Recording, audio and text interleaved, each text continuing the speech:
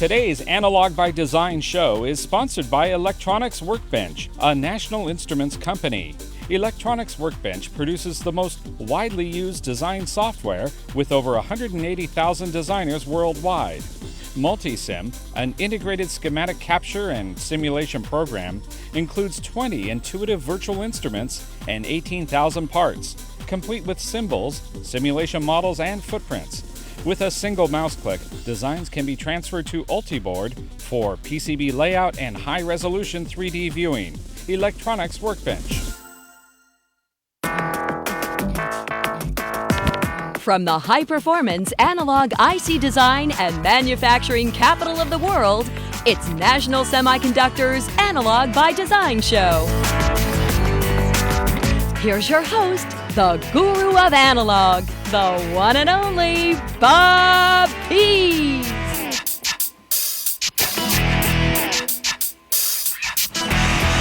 Hello, this is National Semiconductor's Analog by Design show with Bob Pease as host, and very shortly we'll be talking about some high noise amplifiers and some other amplifier stuff, because it's not that simple. Okay, and I'm here with Paul Grohe. Hi, Bob. And I'm also here with Paul Rako. Howdy, Bob. Paul, who is with us also today. Well, today we have Shauna Rae. Come on in, Shauna. Shauna received both a bachelor's and a master's degree from the University of Alberta in Canada. Her master's was in human-machine interaction and robotics. She now works at Electronics Workbench as a product manager, where she is responsible for ensuring Electronics Workbench design and simulation tools improve your design process. Shauna, that's Multisim you have there in front of you? This is Multisim. This is the schematic capture and simulation package from Electronics Workbench. Okay, that's what we're going to see today. Today we're using this in the lab segment. Okay, and that's just one of your products? Yeah, we have a full design suite that takes you from schematic capture, simulation, through board layout and auto routing. Okay, that's great. Now, Paul Grohe, you're in the amplifier group. What cool amplifiers can we talk about today? Well, in keeping with today's topic, this week we released the LMV791, which is a low-noise CMOS input op-amp. 17 megahertz, 1.8 volt operation, and the best part of it is it is a CMOS input, which means no dreaded current noise. And Bob, What's the voltage noise? 5.8 nanovolts. wow, that's great. And what part? I built a little filter with another part. That one we're using the 6645, which is high-speed, 55 megahertz rail-to-rail input. It's LMH. LMH 6645. Would the H means VIP10? Is that always? Yes. That's not always true, but Not always, but yeah, it's very a great process, dielectrically isolated. You're going to see how great a filter it makes. Okay, I'm going to talk about how not to make a high noise amplifier. I can't tell you how to make a low noise amplifier, but I'm going to be working in this area. Because lots of times people ask me, Bob, can you recommend a good low noise amplifier? And I always reply, okay, what is your signal source impedance? And the reply almost always is, I don't know. So I tell them you have to go back and find out, because I can't recommend an amplifier for low noise until you tell me what's your source impedance. Is it 10 ohms or 10 megohms? It makes a lot of difference. And you have to know a photodiode, for instance. Well, for example, yeah, the capacitance. Is a capacitive. Yeah. That's why a Z. It's not just an R. Correct. And then a high impedance as far as the input impedance of a photodiode. Yeah. So then I have to ask him, okay, what's your bandwidth? And the guy says, oh, I want to have lots and lots of bandwidth.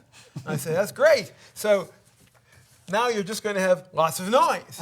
And the guy says, really? I say, yeah, really. And then I ask him, you know, what is your largest signal you want to look at? No. You got the right attitude, Paul. Then I say, what's the smallest signal you want to see? And the guy just says, oh, I want to be able to get as low noise as possible. Well, that's a heck of a lot of help, because you can't help a guy who knows so little about his problem. So if anybody ever says they need to have a low noise amplifier, they have to know what is the source impedance and what is the bandwidth and what is the signal size. Now, just as Paul Rako was saying, you want to choose an op-amp where the voltage noise is comparable to the current noise times the signal source impedance. If you got 50 ohms, fine, that's a number. If you got a megohm, that's a number. But if you have a capacitive source, then the source impedance will be approximately 1/2 pi times the maximum frequency of interest. times the source capacitance. And that gives you a pretty good knowledge of where to get a low noise amplifier, whether you need low voltage noise or low current noise. And Paul puts charts of both, to make sure the data sheet has those charts. So. Yeah. I'm the noise boy. For example, I ran into a professor who was trying to build a low noise preamp. So he designed a general purpose low noise process that was going to work just fine. And then when he told me what he had done for component values, I said, oh my God, he's got a problem. Because the first problem was, I guess I got a pen here, he had a 500 picofarad source impedance, and his signal was nominally 80 kilohertz.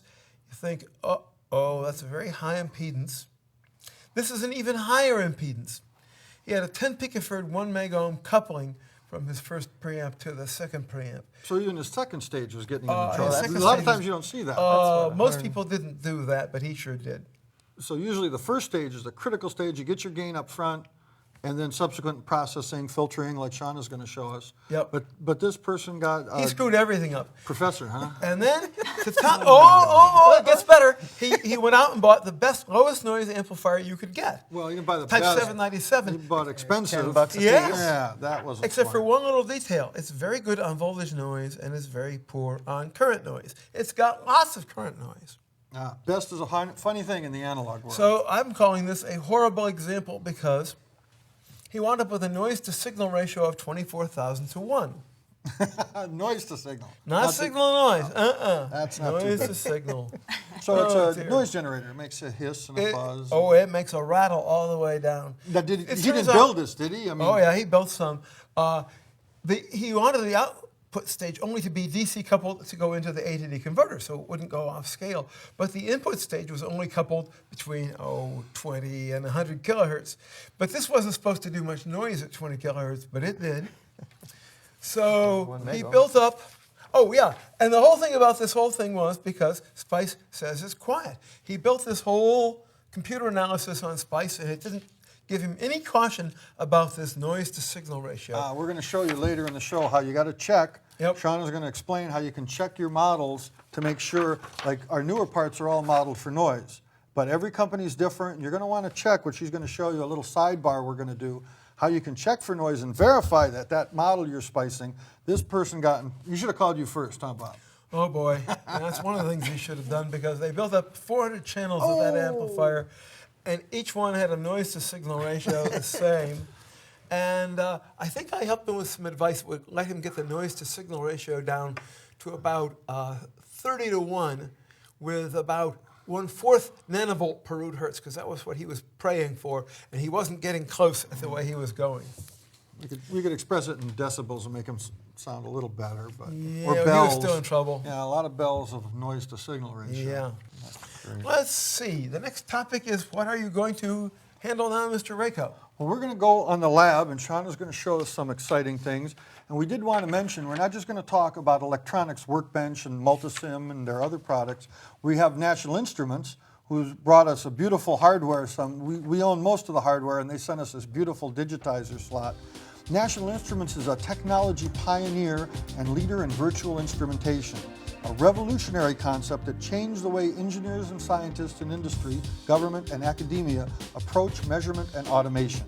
They're headquartered in Austin, Texas, y'all, and they have more than 3,600 employees. Shauna's kind of one of them now, and direct operations in 40 countries. We were talking to Denmark yesterday. That was kind of cool. In 2004, the company sold products to more than 25,000 companies in 90 countries. So it's like we say, we use their stuff. We love it. So let's go over to the lab now. And I'll show a little WEBENCH at first, then Shauna's going to take over and show you Multisim, their electronics workbench, and we're going to wrap it up with hardware, doing National Instruments acquisition, and compare all of them to show how well they agree. So we're going to use SignalExpress from National Instruments. Oh, that's to do right, that that's right, because they have LabVIEW, they're famous for LabVIEW. Right. But for engineers, hardware, for folks like us, their SignalExpress is this quick, easy to use, lower cost, wonderful product, so we're really excited about that. Ready to get over there? Let's do it. Let's go. Okay, we're here at the lab segment. We've got Shauna, Paul, and Bob Pease all ready to show you some exciting stuff. One of the things we want to talk about is this physical board, because that's what Bob likes. He doesn't like all this fancy computer stuff.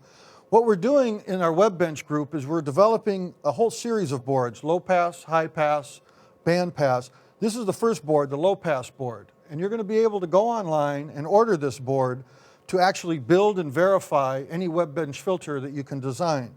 It can do up to 9 pole filters, and we've designed it so you can does any package that we offer for quads, duals, and singles. Okay, so here we have a physical couple of op amps. This is the filter that we actually built with our LMH 6645s. It's a 4-pole filter, so there are 2 op amps. Each op amp can get you 2 poles in a sallen-key configuration. Here's one op amp. It's the first section. You can see the 2 resistors, 2 capacitors, and then I've got 2 decoupling capacitors. And when you order this board, of course, you'll get the schematics, a full product pack with it. A couple test points right here for the first section. You can see I put a ground test point next to each signal test point because I know you want to keep your ground leads short. Here's the second op amp that makes the next 2 poles for this 4-pole filter. And you might be able to pick up a little jumper resistor here that you jump down, this 1206 jumper resistor, where it jumps the signal down to this bus, and then it moves off to the right here, goes and goes and goes. You can see some subsequent sections that aren't filled. Then it jumps down to this section where these 3 jumper resistors allow you to pick which signal chain you want in this particular group, this particular pinout. Then it jumps out to this output connector. And this output connector, of course, is what sends it off to our PXI instrument here that National Express was so kind to lend us. Moving up, you can see here's a whole section with multiple feedback. If you decide to build that kind of filter, this center section is set up for SOIC parts, a quad package down here, that's the signal chain. In a quad package, you could get 8 poles.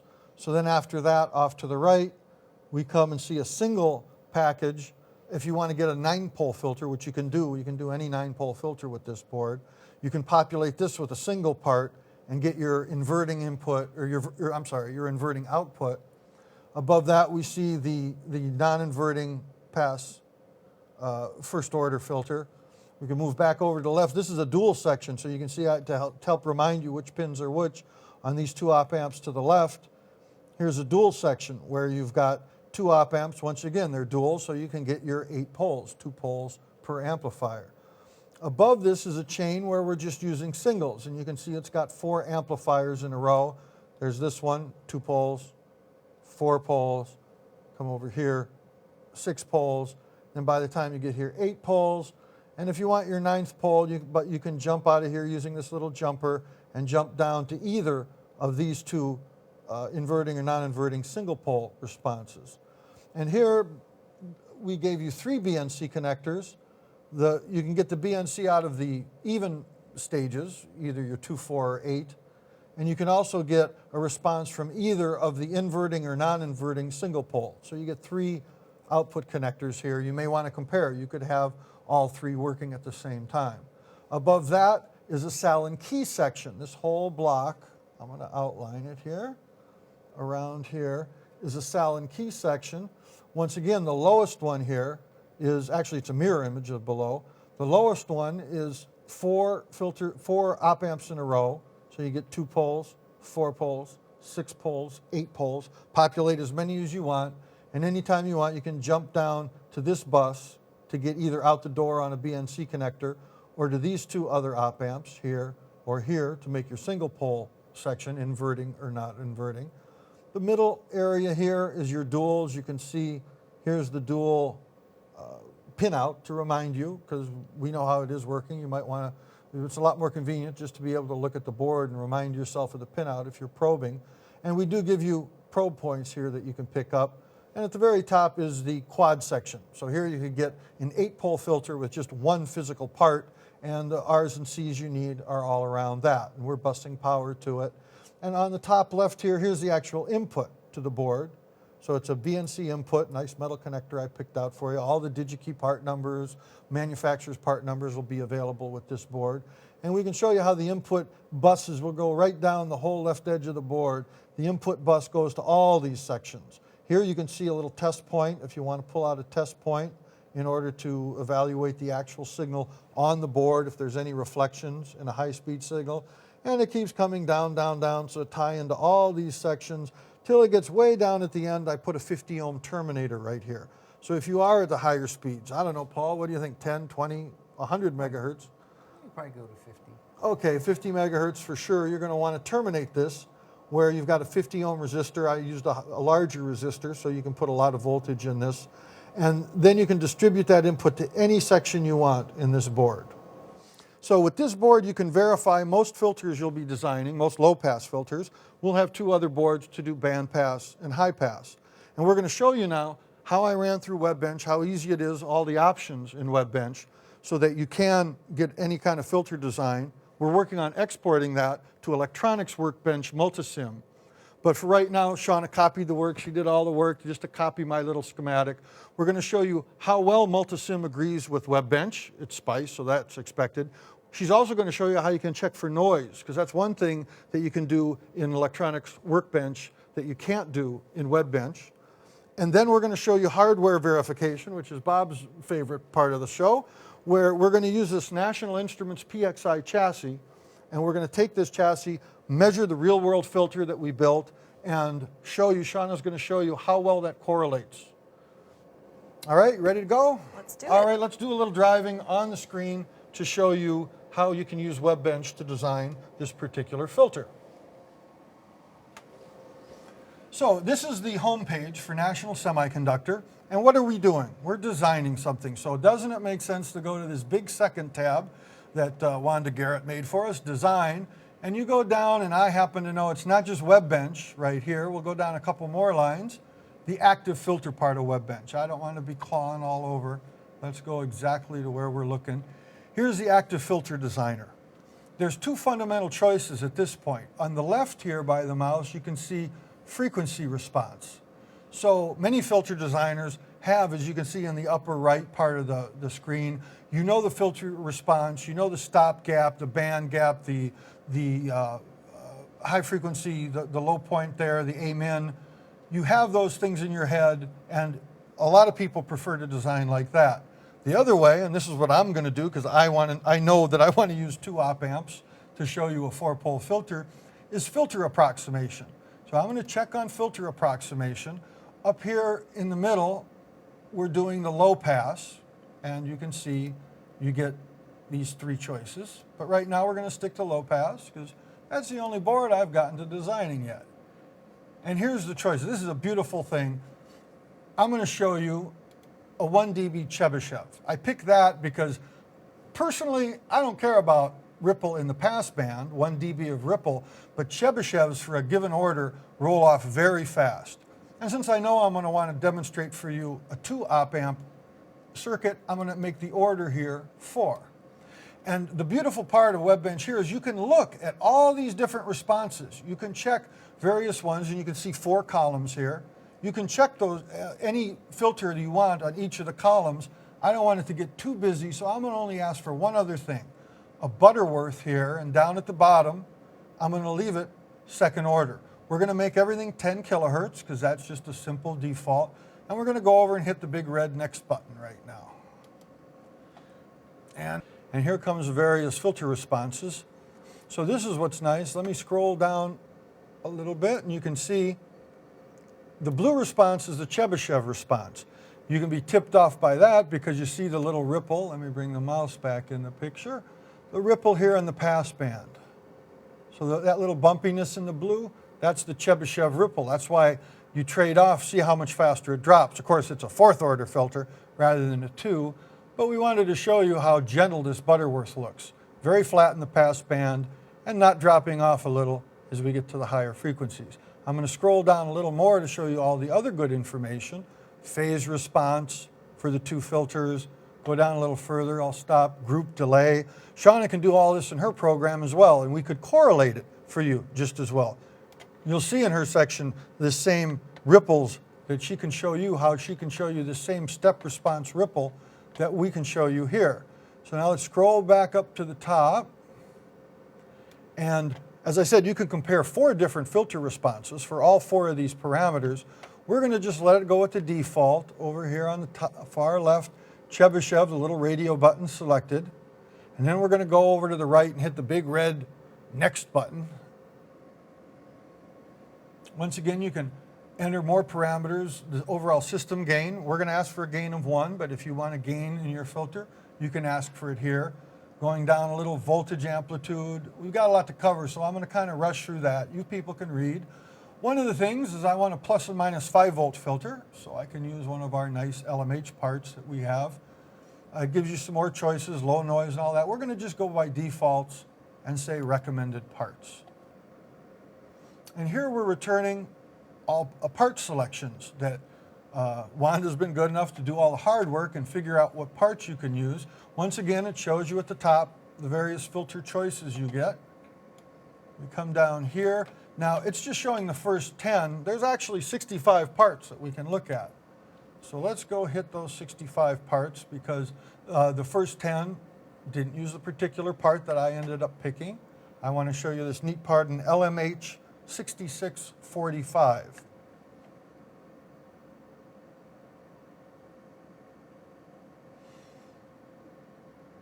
Okay, now we've got the entire 65 parts. And you can go down and see, here's the 44. I know we're getting close. So anybody see an LMH 6645? I see it. And this is a beautiful screen, the selection screen, because it tells you so much about the part. Because I just decided to use this part. But look at all the information you get. Is it voltage feedback? All these parameters. Over on the right-hand side, there's the product folder. There's the data sheet. And the noise characteristics. And the noise characteristics. Yeah. All this good stuff's here. It's a little bit bigger than our screen. So that's the noise at 10 kilohertz? I believe so. Paul took It this was 1 data. kilohertz. At 1 kilohertz? At 1 kilohertz. The dollar sign, well, National's proud of our pricing. We'll tell you what the stuff costs. So we'll go to the bottom of this screen. I'm scrolling down. Don't be concerned. There's a lot of parts to choose from. And the little red button, create this design. So we'll go click on that.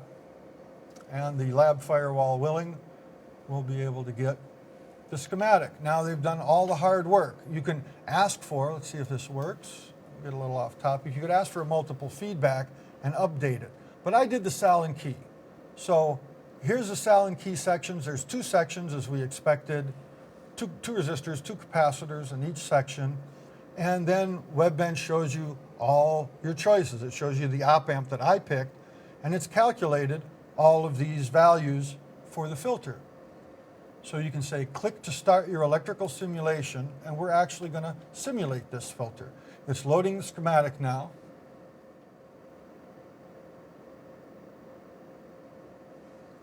Here's the schematic, and you can hover over any part and get some details about that particular part.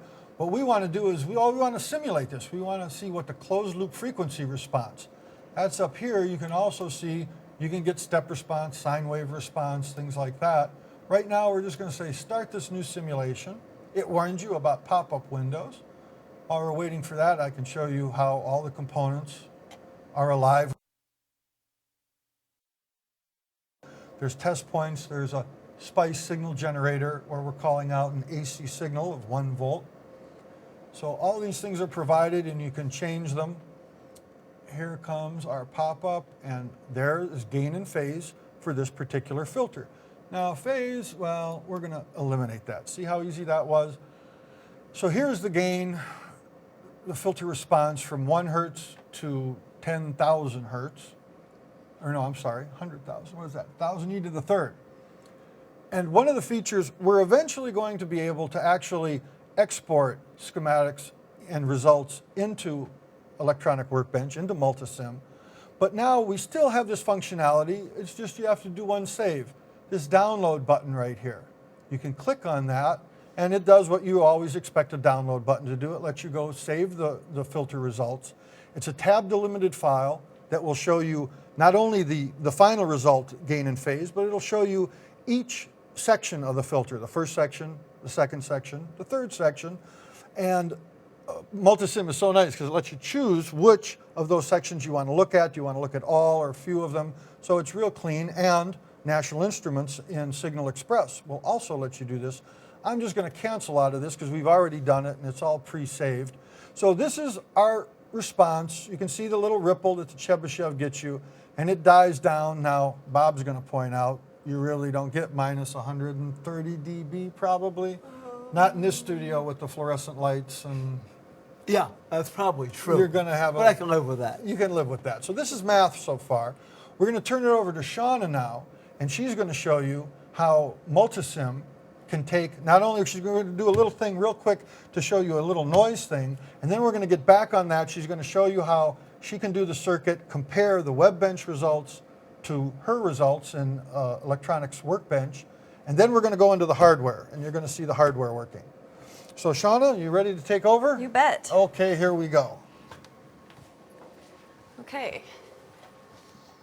So I'll just Minimize that and open up Multisim here. So Multisim is the schematic capture and simulation package that's offered by Electronics Workbench. And what we see here is the up amp, the LMH6645, that we have in a little test circuit so that we can have a look at its noise. Okay, now how did you get that? Did you have to go on our website to get the model? The model itself, that's true. This part wasn't in our database, and so I did go to the model page on the national website. That's Paul Grohe's page, by the way. He did that one. Thank you, Paul. You're welcome. And so she downloaded the model. I downloaded the model, and I went through our component wizard, actually, and stepped through the process of linking that model to this particular schematic symbol. Right, fairly simple. And now you're going to do a noise test, right? Now I'm going to go ahead and do a noise test. So to do that, I'm going to go up to the Simulate menu, and I'm going to go into the Analysis menu. And from here, I can pick Noise Analysis. So at this point, I need to pick what the input noise reference source is going to be. So that's going to be my simple AC source that I have over here. And look at the output node and use ground net 0 as my reference. Now, I'm going to show you that Multisim is modeling the noise in this part because noise is in the model. And we're going to correlate this to the datasheet values. Hold that up, Paul, and show our viewers the top right. Yeah, Sean is pointing at So it. what we see in the datasheet is that we are sweeping from 10 hertz up to 100 kilohertz. So I can replicate that right here. And I'm going to pick the output that I want to look at here, which is the output noise spectrum.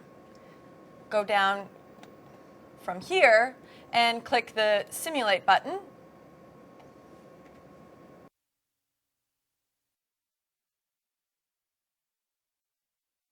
Cleaning it up just a little bit here, and what we see is that, and I'm just going to go ahead and turn on the cursors.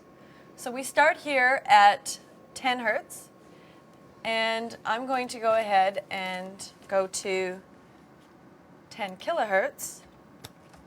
Set That my told cursor. the cursor to go to 10 kilohertz? So my cursor is now moved dead on to 10 kilohertz, and here we see that same noise value that we A talked little about less before, than 20. Right. which is 17.4 nanovolts. Right. And what this does for you, you have to be sure. Some models have noise modeled, and not just nationals, all over the world. And don't trust, if you do a noise analysis of an entire circuit, this is the way you can check to make sure that the part you're using in your circuit has bothered to model the noise. Our LMH series, most all of our newer parts, we do the noise for you. But this is a way to check. Right. A simulation is only as good as a model, so you always Bob need to will make agree. sure. Sometimes it's worse, but I won't discuss that today. Okay, so the next thing we can do, It's not worse when Shauna drives. We've had great success since she showed up yesterday. I'm just going to go over to the tab down here in the left corner and open up the filter as it was designed in WEBENCH. So Right. I went ahead and captured the schematic again in Multisim.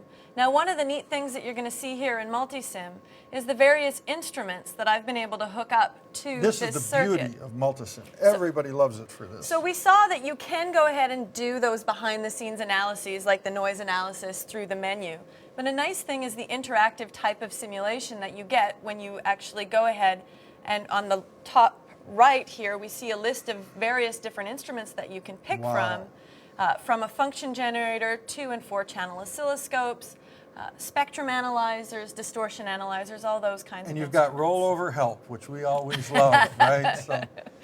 So what I'm going to do is just open up by double-clicking the function generator, and then I'm going to go over to the oscilloscope over here and just run a little bit of a simulation. So in this case, I can take a look at the step response. So I see my input and my output, and let me just go ahead and... You know, park that for us. Oh, slow it down, great. So you can see the overshoot that a filter is going to have. Right? I'm not actually triggering on anything right now, so that's why the signal's going all over the place. That's okay. I can take also a look at the sine wave and go ahead and change this. Maybe we'll put it in, we'll have a look at the response at a kilohertz, and then take a look, well, what happens at our 3 dB point, which is our 10 kilohertz. I want to bring out that it's real important to look at the transient. I had a little embarrassment I'll share with you, so you don't do the same thing. I was going to show you our wonderful low noise part, the LMH6624. And I was doing all these simulation sweeps and just having the time of my life. And Bob mentioned after about 20 emails, you know, Paul, the reason that part wasn't picked for you in WEBENCH is because it's got a unity gain of 10, which means it'll oscillate in a gain of 1 filter. I bothered to do a transient analysis, and that's when I could see that the part was singing like a bird. So, you know, a sweep might lie to you on SPICE, but if you bother to check the transients, you want to see what a scope will see, and then you go into your spectrum analysis. Right. So I just closed that out, and I'm going to go ahead and close out the oscilloscope as well.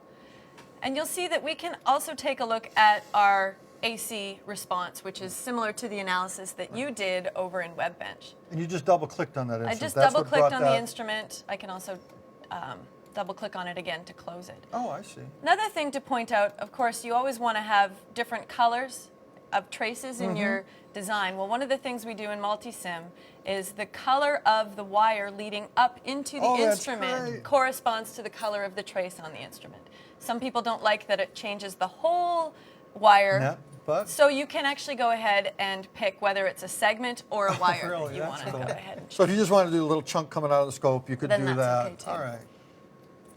Okay, so the next thing that we're going to do is actually bring this data into SignalExpress from National Instruments, which is a place where it's going to be really easy for us to correlate our WEBENCH results, our Multisim results, and also make some real-world measurements to make sure that everything that we've simulated is actually believable. Okay, so we're going to come full circle now and get back to this hardware that we've got set up, this little board where we built the filter. And so you've gotten a data plot for sweep, Yeah. and now you're going to save...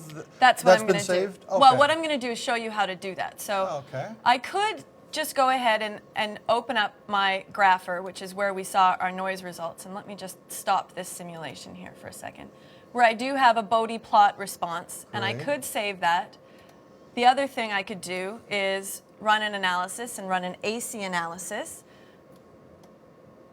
where I'm going to put in exactly the range that I'm interested in looking at. Now, did I understand right that you could take that ASCII output from WEBENCH and import it into your program if we had the time?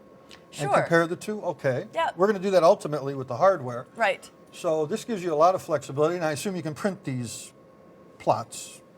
You know, Yes. if you wanted to get a print You can and show print it, them, or you can save them. make you a could- PDF, all that good stuff. Okay, so we're going to go from 1 kilohertz up to 100 kilohertz, which is the sweep that we're going to do in the actual hardware. So here we're going to go to the Output tab, and you see that I've picked my output corresponding to my output net over here. And I'm going to go ahead again. Let me just make sure that we're going to be in decibels, which we are. Click Simulate. And here again you see the same type of response. So it did that simulation, Right. like that, split, Yes. bang. So that's pretty encouraging. So now I can go, and I'm going to go into the File menu and click Save As. And at this point, I'm going to pick and just save it as a generic text file, as opposed to the Multisim specific grapher file. Oh, okay, this is where you can choose that. So Right. now you're getting ASCII. Yeah, so here's some ASCII output that well, it's in a Multisim file format. SignalExpress is able to parse that and read the Multisim file format. Yeah, it does great with our tab delimited, so Okay. they've got that figured out pretty well. So I'm just going to go ahead. I'm going to put this, make a different one. Now, you notice it archived all the results from any of the simulations that went on to my oscilloscope or any of my other instruments. Transients, all that. So I could actually save any of that information out as well, but I'm just going to save this last one that I did just now, since I know it has the settings that I'm interested in. So that's saved. And now we're just going to switch over, close this out, and minimize Multisim. And we'll go over to SignalExpress. Wow, this is great. So here we are in SignalExpress, and in the interest of time, we've pre-built our project here. And what we are essentially doing is generating a signal, sending that out through our arbitrary waveform generator, which is in this PXI box. It's a modular instrument, so you're able to control it now through SignalExpress or LabVIEW. If you've got LabVIEW, you would be able to do that as well. And that's this wire right here that's going ultimately. We join it here, and then it comes to the input of the board. Exactly. So we generate whichever type of waveform it is that we want to send out through that in this first step, which is our create waveform step. And then we're sending it out. The next thing we obviously want to do is have a look at what is going on the board. So we're going to do a sweep. That means we need to measure both the input and the output so that we can divide one by the other and actually get our response. So we're acquiring two channels, channel 0 and channel 1. And that's this digitizer here. Right. So this is that great digitizer that Richard McDonald sent me. Right, the 24-bit digitizer. Yeah, it does 24 bits. This thing is awesome. We shorted it out, and it got down to like minus 150 decibels. So it's really got high resolution. Okay, so since we are going to do a sweep, we do want to do a tone extraction. So we're going to do a little bit of frequency spectrum analysis. So that tone extraction is going to receive a signal from the scope acquisition. Right. And now we're back in the conceptual mathematics of getting a tone. Yes. And putting it through a formula, which is our V out over V in. And we're Trivial taking log. The This is log where of we it. turn it into decibels. Right, exactly. 20 log over the difference of those two signals. Now you saw originally in our create signal step that we were just generating one frequency. So we do need to sweep. I mean, that's the whole point of this. Sure. And that's one of the neat things about using a computer to take your measurements is that you can program it to go and run your sweep for you and look at exactly how you want it to do and save your project out. So our sweep is indeed going from 1 kilohertz up to 100 kilohertz, and we're taking 101 points in each of them. And we did this just arbitrarily to match the WEBENCH results and your results. You could do anything you want here. Exactly. As many points, as much frequency as you want. So another thing to take a look at is down here, outside of this whole sweep step, which is our measurement that we're doing in SignalExpress, is the fact that we've also loaded in data from WEBENCH. So you see what you were able to save out from your simulation results. We were also able to go ahead and import that and just display that right here on the bottom. So That's you that do lower see white trace that you're running along. So everything that we've done so far, we can now look at it right here. And we have the same thing. The simulation results that came from Multisim, we're also able to plot those out. And that's what you're going to see in the middle graph over here. And you see the reference from Multisim. So this is what our SPICE, what our design came up with, and this is ultimately what we want to see. So the green is going to be real-world hardware measuring with this instrument. The white trace that's underneath the green in the middle there is the mathematical results from your program, from Multisim, exactly. Electronic Workbench, okay. So now, in order to run the sweep, we're going to go up here. I'm going to go up to the top and click Run once. Okay, and you'll see the green, you'll see the waveforms on the top there, the sine wave sweeping. There's the green crawling along. Faster and crawling along. Getting to the corner. And then, look how well that correlates. That's pretty comforting.